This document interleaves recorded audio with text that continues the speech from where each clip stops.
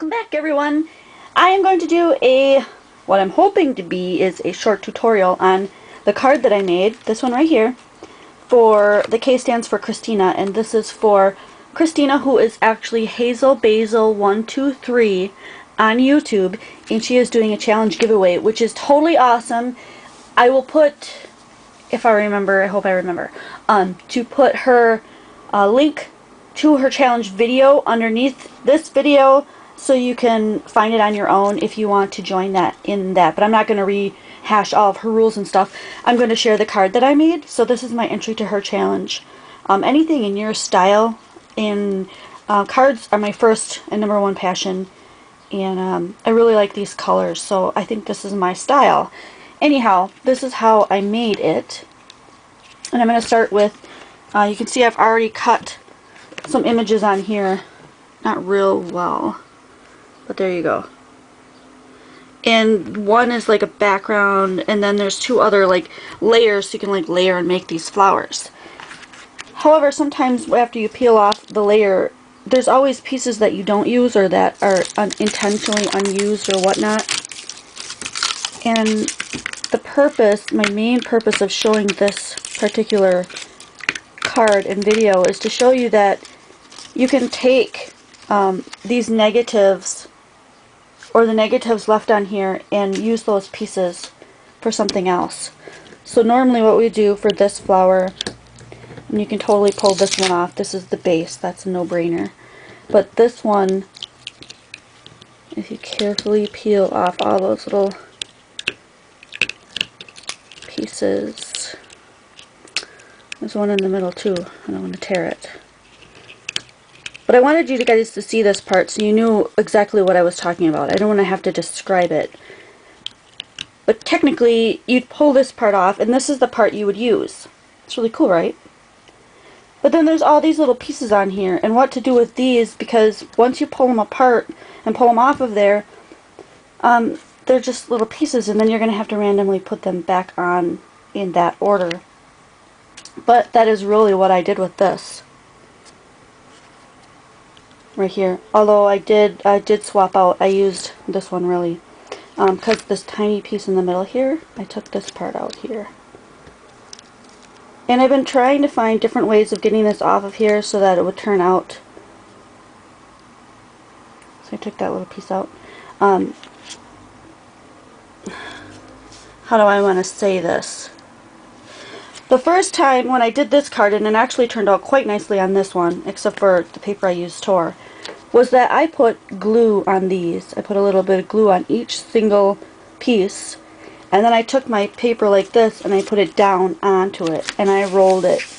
And then I let it sit for a while and let that glue adhere to this paper.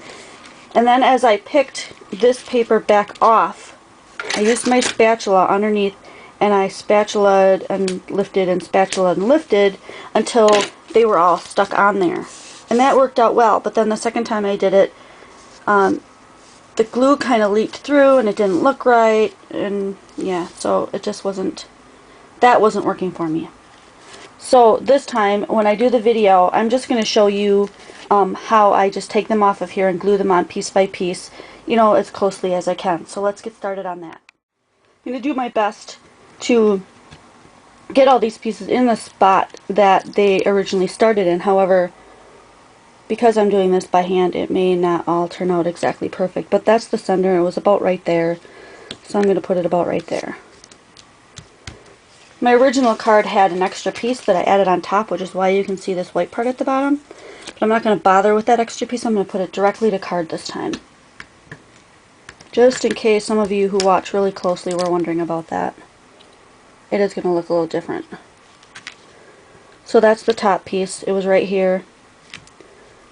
I'm just going to figure out where I think it looks, I don't know, it might not be perfect.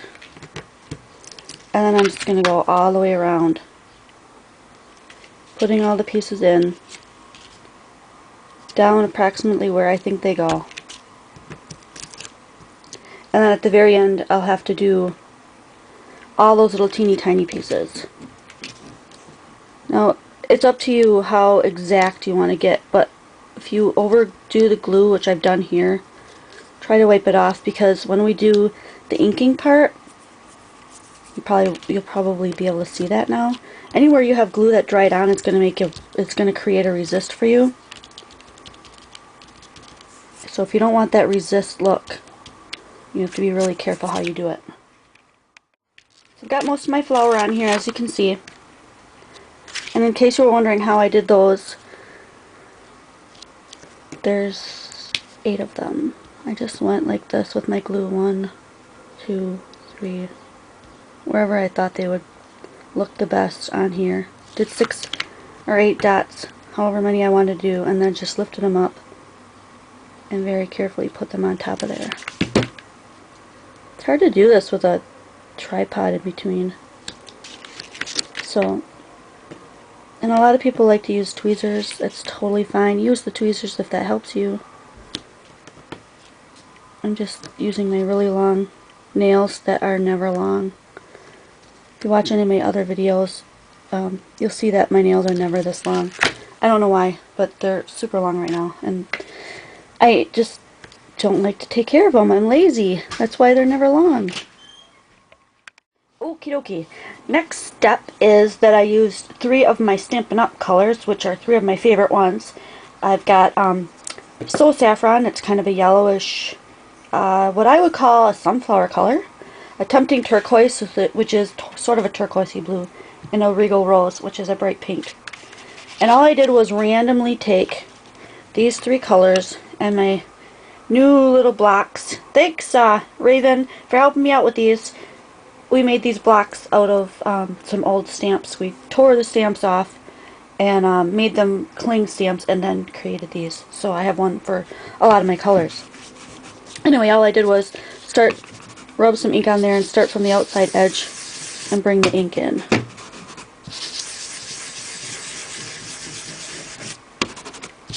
In random areas.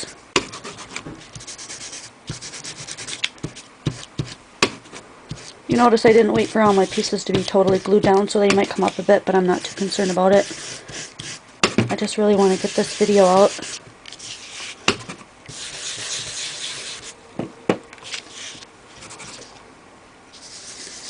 Yeah, I think last time I did yellow, so saffron in the middle. So this time I'm going to put maybe pink in the middle. Regal Rose. Pink. I think that'd be really pretty. This is a really, really wet slip color, this blue. So sometimes I end up with really heavy spots like that. See that? Get to know your inks. Play around with them. You'll find that out. Some of yours are different like that too. Some are wetter than others. Now, I like these colors most specifically because of its blending qualities with each other. They'll make an orange, they'll make a purple. So if you blend them, you almost get a variety of rainbow colors, rainbow effects. It's really cool. So I don't have to be super careful where I place them. They're all going to look really neat together.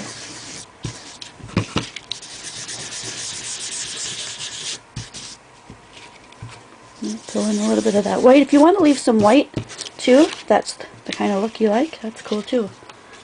So I've got the whole card covered. The last step I want to show you on this one is that I just add stickles in the very centers. You can see that it glitters just from the center of the thing, not the whole thing. And then I also glittered the letter, of course, to make it match. But I'm going to show you a little bit of that. I happen to really like the diamond stickles.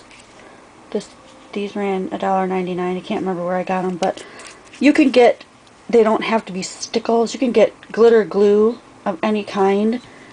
Practically every store carries it for like $1 now, so don't waste your money on buying specific stickles because of the name. If you can't afford it, you're starting out, just buy glitter glue. It's all the same stuff. As a matter of fact, you can take some of your own glitter and mix it with your own favorite glue that dries clear, you know, so it doesn't cloud up. Make your own glitter glue for that matter.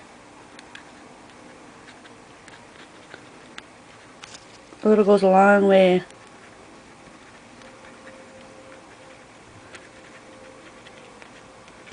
So that's about it. That's the only trick. Not that it was much of a trick, but you know, some of us are new. So I hope I helped someone out. Hope you learned something new, or if it wasn't new, maybe it was a refresher and you're like, oh yeah, I remember doing that. Then you can totally just take this and start creating some other things and become inspired. That would be cool too. So that's it. And then you can put on like the bow and the extra pieces like I did to personalize your cards, like I did for Christina, who is HazelBazel123 on YouTube. So thanks for joining me today. I hope you liked this card. I hope you had fun watching me share some techniques, and I hope to see you next time. Bye.